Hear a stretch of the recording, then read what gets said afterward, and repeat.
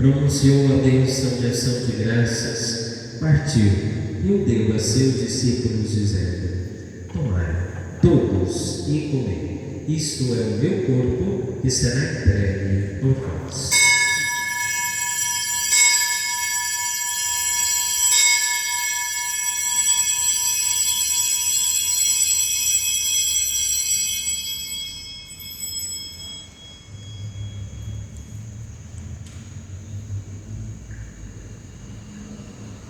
Do mesmo modo, no fim da ceia, ele tomou o cálice em suas mãos e, dando graças novamente, o entregou a seus discípulos, dizendo: Tomai todos e bebei.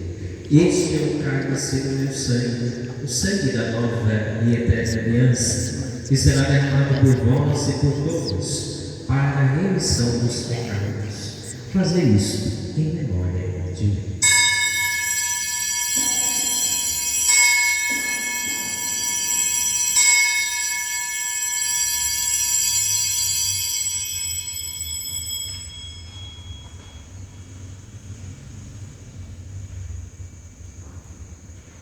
Mistério da fé.